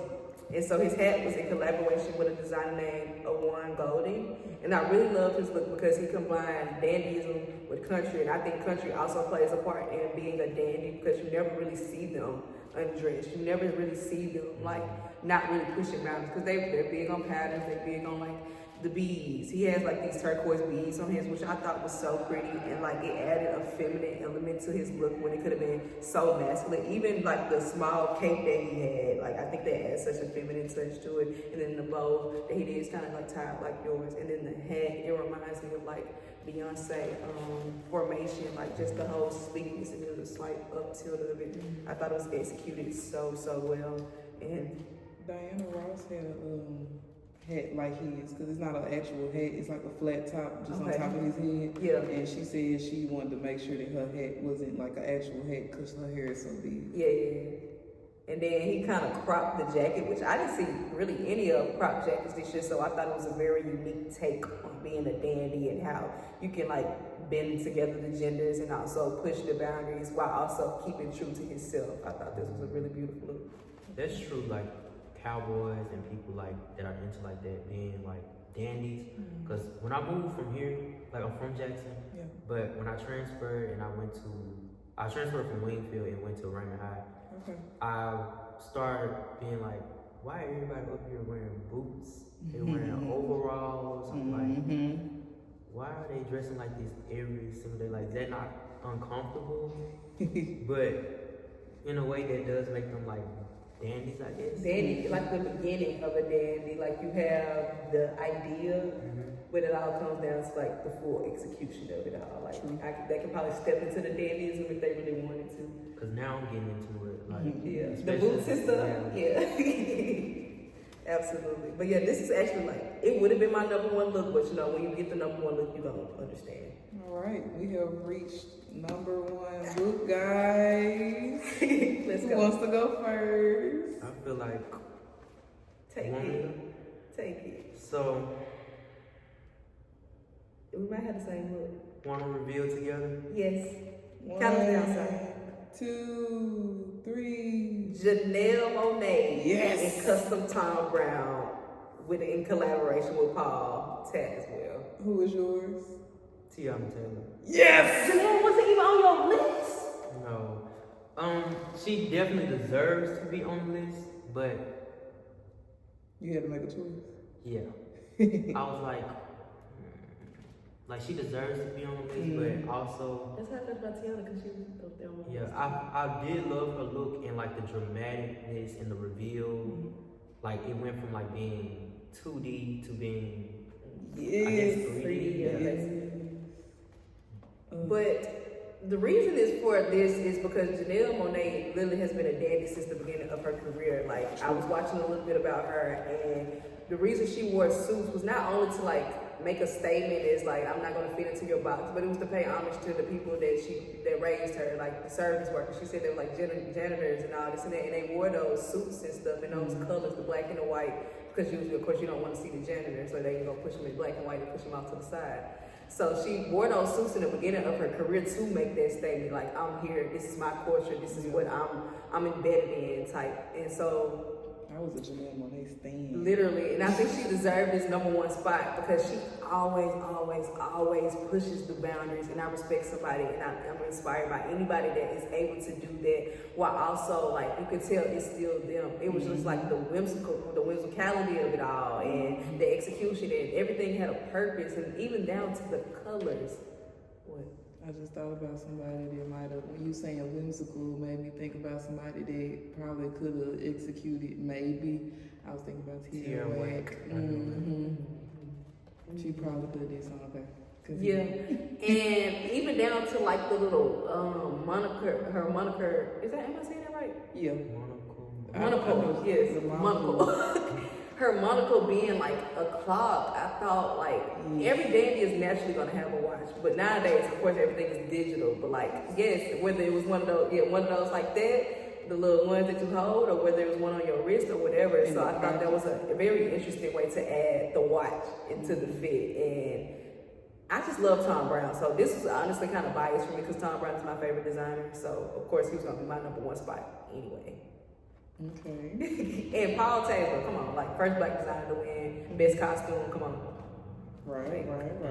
Tom Brown was definitely like expected. I feel like he was literally runs the expected. Met for the past 2 to 3 years. Like everybody was wearing Tom Brown, and I'm not gonna lie, I got tired of seeing it because it was like it all looked the same. But this year, every look was very unique, and I feel like that's because of Paul Taylor. Yes, I agree, because he has an eye that's not about just what you see on it every day. He has the eye of telling the story because he's a costume designer, so he's always thinking about the overall picture when it comes to like even the little details and how this fits like this and this should be placed here. Because I thought the bag being on the jacket, then him taking her out the jacket, and she had the bag in her hand, like the actual Hermes bag. I thought that was so cool, and I don't think anybody would have really just did something like that and it would have had that much intention other than Janelle on it. I think this was her category, like that she was the Met Queen this year. So she's my #1. Yeah, I definitely understand why. Yes. Explain why you chose Miss Tiana. So I chose Tiana Taylor. She's wearing custom with E. Carter, also co-designed by her, Tiana Taylor. I didn't know that. Yes. With Marc Jacobs, of course, custom Marc Jacobs on the feet. I love how she actively played into her self-proclaimed title, A Rose in Harlem. She's still pushing this. It's not like a rollout, but it's like, this is my name, this is what I am, this is what I come from. I come from Harlem. A lot of fashion. Dapper Dan. Yeah. A$AP Rocky. Yeah, Her. literally. A lot of like dandies and expressive people come from Harlem. So her, like she's basically like saying like, this is my thing in my life experience. And I just love the dramatics of it all. The shoulders, the elongated do-rag, everything. And people were talking about her saying like it gives costume, and I'm like, is that not what the whole point of this is? It's literally you're jumping into character. So I would say that is a baseless claim. It don't look chic. It looks exquisite, literally. And the fact that you pointed out her shoes with Marc Jacobs, I really thought about that because I saw how tall they were. Yeah. She was talking about her feet when her and the other lady were interviewing a lot of the celebrities on the carpet. That's what Doja Cat was dressed by this year. Yeah, I love when women wear the Kiki boots. The low ones or the highs. They really dope. Those my favorite I think even Nicki wore Marc Jacobs shoes. Like, they were super tall. She dressed in Tom Brown this year, though. But yeah, Marc Jacobs. Yeah. Her look was nice though. I don't support her, so I couldn't put her on my list. Exactly. So now we have reached the point of honorable mentions. Do you guys have any honorable mentions? Before we get into the honorable mentions, let us know in the comments. I'm in my YouTube bag because I'm here, so let us know in the comments if you agree with our top 10 tonight and who you would have chose. Oh, I want to tell my #1. Go ahead. Because I do agree with y'all. I was between y'all, really more so Janelle. I loved her reveal, and then, like she said, I just love how she always pushes boundaries. It's like, I'm always going to be unique, and like you said, it's always representing her in a sense, because it's really her personality. She stands on uniqueness. It's just such a classic vibe also to it too, though. Exactly. It was really between them two, and it's another, I feel like you said her name, but I'm not sure. It was another lady that I saw, and she had something pinstripe, but I think the like actual suit that she was wearing was more white, and I think the suit that she was wearing was more white, and then like the long jacket with the train was like pinstripe, like navy blue, with like what were you saying earlier? The actual stripes were like crystals or something. Mm-hmm. I'll have to look her name up because I'm really not sure. But when we had watched the video of the live MET GALA video, she was on there, but they didn't show her much because they started showing a lot of the other people. I enjoyed her a lot, but also I love Coco Jones' look. I loved Coco Jones' look. Oh my God, she looked so amazing, and I could tell that it was fit for her, it was made for her, and I feel like I was really surprised at how extravagant her look was. I'm not gonna say I didn't have high hopes, but I didn't really think much about like how she was gonna pop out on the carpet, and she really did. She did. Amazing. Did you see her and Zendaya met up and took pictures together? Really? Two Disney girls that really Breaking was the a internet. blueprint for a lot of young women underrated. True. That is true. That is true. Speaking of Zendaya, You had a wonderful list though. Like, if I could have chose everybody, I would have. But like, I think our list represent who we are too. it does. It does. So I guess we can get into those honorable mentions, y'all. Yes. I have 10. I know we were supposed to do, but I'm just gonna name them. So I added Brian Tyree Henry, and he wore the custom Nigerian brand Orange Culture. I did Caleb McLaughlin, and he didn't actually wear a custom look. He wore Dior Fall Winter 2020 by Kim Jones, and he was styled by Katie Kwan. And she's actually a very like prominent stylist. She was stylist for a very long time, well, for a good minute when she first like got into the industry for real. And she was styling her in all these like island looks and all that. They kind of fit her brand. I don't know who her stylist is now, but you know that's not my business. But yeah, that's the stylist who's been working with Tyler from the beginning of her career. Then I did add Tiana Taylor as an honorable mention because she wasn't on my list. I thought her look was perfect. It couldn't make the list. I had Alicia Keys and Swizz Beatz. They were custom Montclair, and that was a collaboration with Edward Enninful, who used to be the creative director of Vogue, head of Vogue, co-editor. What is it? The head of Vogue, British Vogue, basically. I feel like their look was good together, but individually, I don't think it would have fit the thing. Not necessarily fit the thing, but it wouldn't have took my interest. Yeah. Like, individually. I thought it was one of the more unique looks. It kind of like take on the whole theme of it all, and I didn't really see anybody do anything like that, which is why I really liked it. And I also liked the beaded headpiece that Alicia had wore, so I thought they looked really good together. It kind of felt like elevated, futuristic pimp vibes, and I really liked it.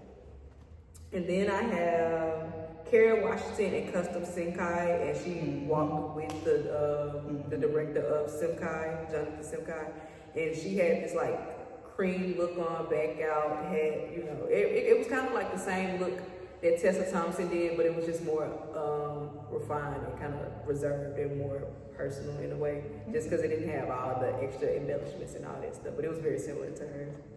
Then I did Regina King and Custom Who Decides War. That was one of the people that Lewis Hamilton paid to bring in and all that stuff. So yes, and we haven't seen her in a minute because her son passed away, so she kind of just been doing her own thing. What was the embroidery? That's what I was going to get into. I think it was, to me, it felt like an homage to her son, just to say like he's with me even though he's not physically with me, and it kind of seemed like a heaven scene, like just angels and stuff like that. That's what it looked like to me, and that's kind of what it felt like. The placement's also good. Yeah, like right here. Like she's carrying. Yeah, so I thought that was a beautiful, beautiful touch in a way to kind of keep your lost ones in remembrance, because that's important, because we can't lose those recipes and those people. We got to keep their names alive, because especially if they impacted us in a heavy way. I also have Coco Jones. She wore a custom Manish Mahorta, and I think he's an Indian designer. Please don't stone me, but I really do believe that, okay? Mm-hmm. Yeah, he's an Indian designer. Like, her look was so, like, angelic and show-stopping, and white always looks good on dark skin, so I thought that was very intentional to make sure she stood out as well. So it was a very beautiful look, too, though.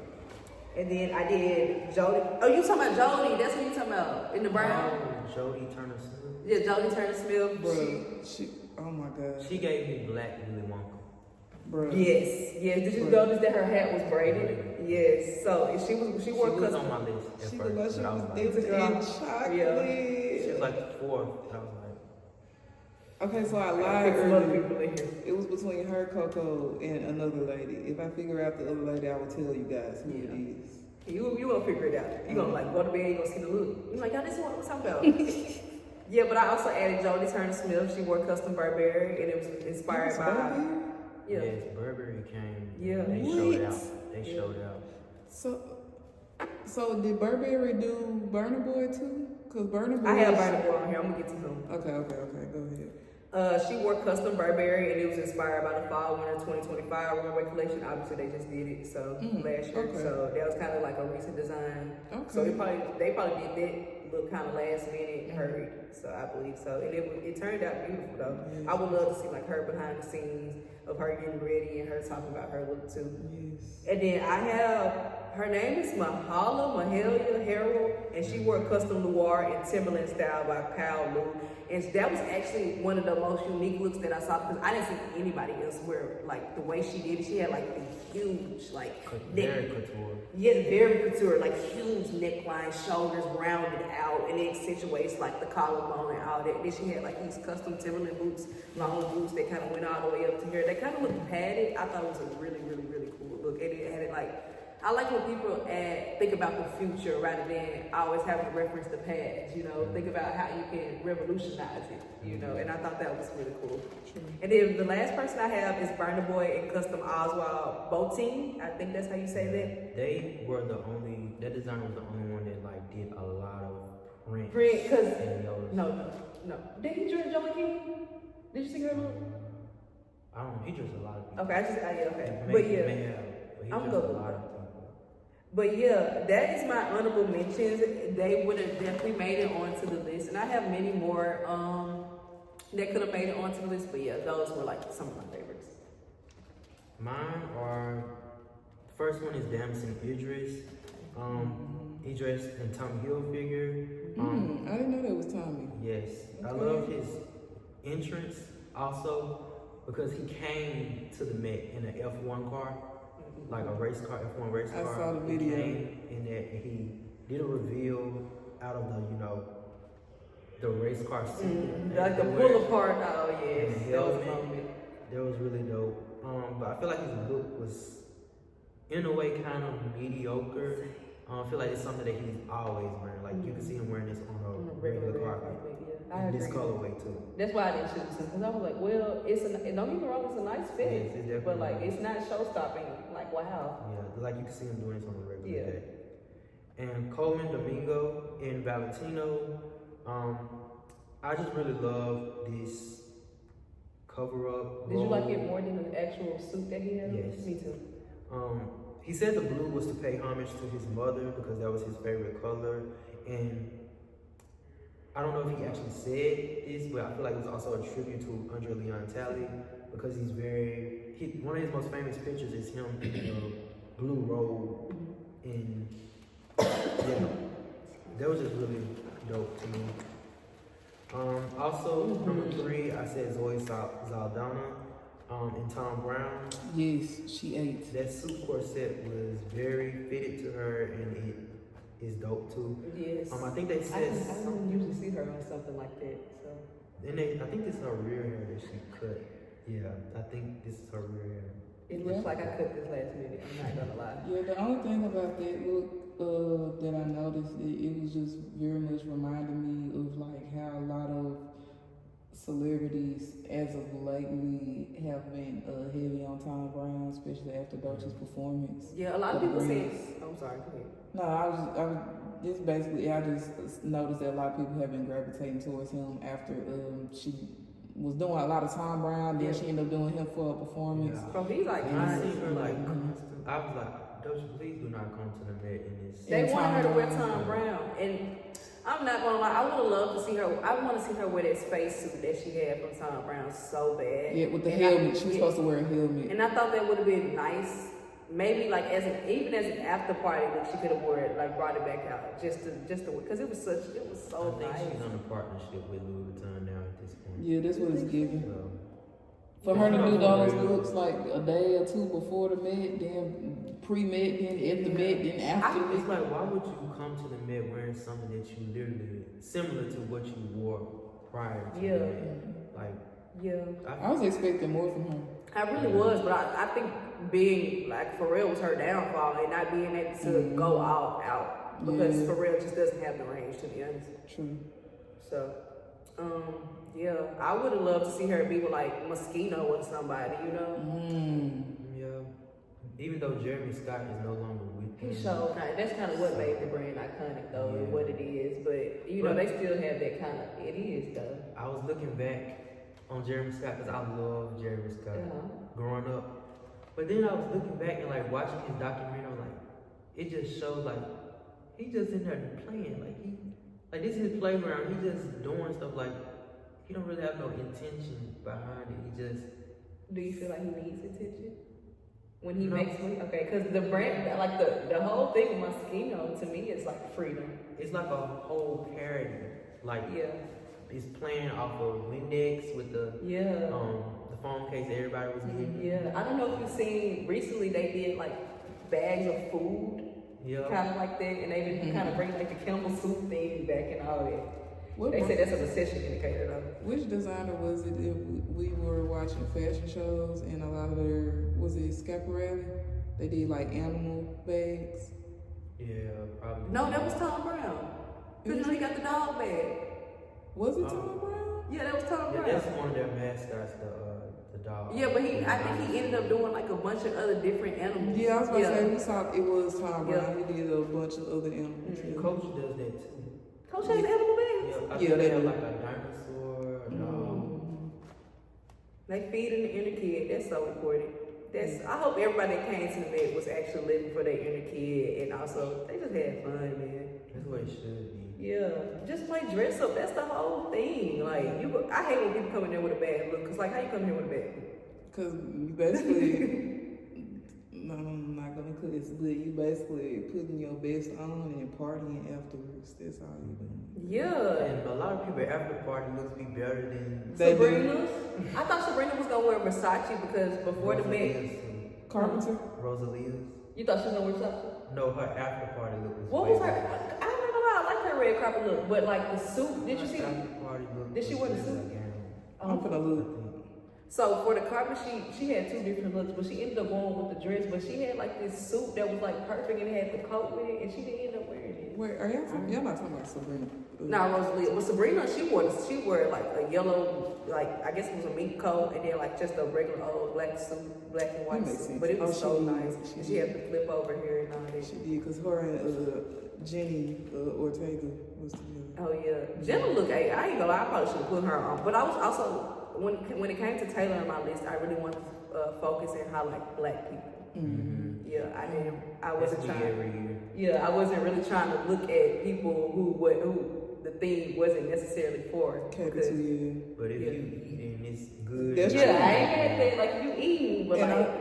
Ain't gonna lie, it's probably a black person eating harder than you. I'm sorry. Earlier when you brought up Jenny Ortega and how her look was based off of like measurements and stuff.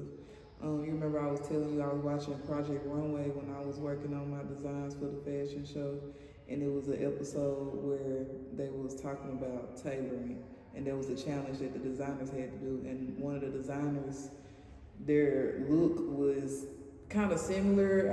I want to not similar in a sense, but I guess I would say like in the same boat as Jenny Ortega's look, because instead of them doing an actual look and just straight tailoring, they actually showed like the process on the outside. So you know how they have to make a mark and they have to write what this measurement is and that measurement is. They actually made a beautiful look, but they had the measurements like written out on the actual piece they ended up making, and it made me think about what Jenny Ortega had, and I thought that was that's what one guy did. La Roche styled him. I don't know his name. He wore like the actual mannequin. Jeremy Pope. He wore it it's from 1997. 97, I think it's like a spring summer. What was it? Was it Mason Margiela? and it was the actual thing that they had. Yeah, they would like use the resources that they had to make those clothes. And that was a good way to interpret the thing by calling back to ancestors and stuff like that. And I think a lot of people should have just tried a little harder when it came to. I don't think they did much research. Because I even expected way more out of Megan. Like since we've reached towards the end of the segment, one thing that really bothered me is that I was expecting a lot from celebrities, and I was expecting them, like you said earlier, to step outside their comfort zone because it is the Met. I would have loved to see Megan in a suit, but not just a regular suit, but a suit with some patterns. Yeah, she always talks about how she's a pimp, so I think this would have been the perfect place to play into that. Her looks always give like prom. And it's because they always want things to be fitted to her body and bosoms pushed to the top. Like, yeah, they be trying to focus on the sex appeal of her image when I feel like Megan she has natural sex appeal. She agrees to this, so that's what makes it even That's worse. true. That's what bothered me too. And I just feel like when I saw her, I was like, where is Tina Snow? Yeah. Because I'm looking at Megan Thee Stallion. I wanted to see Tina Snow on the carpet. Same for Zendaya. Like, she looked good and it was very tailored to her. I have to interject. She has wore before. I said the same I was thing. mad because he seen somebody else in it. And I'm like, and what 3 other people, and I told Bleu-Jean, I said there were 2 other people that had white, whatever, and somebody had on bigger. Jasmine Toker, I think that's her name. Yep. Somebody had a bigger hat and they had a train on there. That's what's something. And then Anna Sway, she literally had the suit on that was like Zendaya's. Yeah, and Zendaya wore the best in my opinion because it was tailored to her. It was tailored to her, and I could very much see that. I think also because I think I saw a video one time somebody was saying how sometimes it's hard to steer out of like her norm when they style her, because I feel like they do push certain things sometimes, but not all the time. I would love to see her in patterns too. She don't really wear patterns. See, I think she puts a lot more effort into her cosplays, and I think she could have brought that kind of characterness to the carpet. It was disappointing. Killing it. The hair was nice. I understand it was a Josephine Baker tribute, but even Josephine Baker dress wasn't that tight. I must just say that, like, it wasn't all about the curves and stuff like that. It was more about the energy and the aura, and again, the storytelling of it all. And the storytelling doesn't simply about a prom dress. That's literally what the dress was. And a lot of people were mad that they were like, not bashing her, but like really just giving their opinion on her. When they was like, Diana Ross wore the same thing. Diana's was more extravagant because she had the long train. she can do that because she's been in the game for how long? Literally. She Diana Ross. Literally, like, and that's actually what Zendaya was paying homage to, Diana Ross. And the thing about her look though, like the dress, like I said this, like I think that's my last one. Should I wait or? Go ahead. I said like the reason why I put her is because the gown was like very personalized. She has her whole family tree embroidered. I love into that when it. she So explained it. that could be something like passed down. Literally. And A that's, family artifact. yeah, like it can be passed down and they can wear it for like weddings and stuff like that, and continuously add to it, make the train even longer and longer as time passes. So And another thing, just to bring it back to Meg, I just think that she puts herself in a box. It doesn't allow herself to explore these things, which is so confusing, like I said, because her cosplays are so much fun. Like, so much fun. like she literally could did something like anime inspired too. Like Alton did, literally. And it I don't know, it just fell flat. Then again, she was wearing Michael Kors, and I'm gonna be honest, Michael Kors is not the most creative person. That's why I was impressed about Boobay's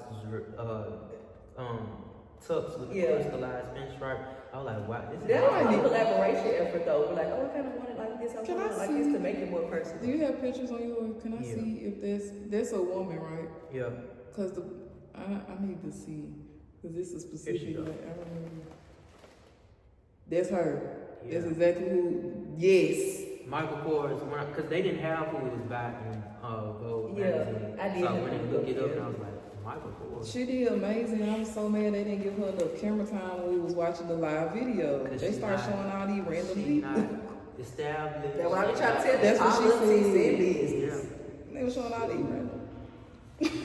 And she only 22 too. That's why. Wait, she Yeah, is? she's 22. That's who you was talking about? Yeah, she's only That's 22. insane. She killed her look. Can I see her look? She killed her look. And also, she didn't wear heels or any platform. She wore straight. Yes, exactly. She killed that look. All right. I ain't gonna lie, y'all. Yeah, we pushing. What time is it? Oh.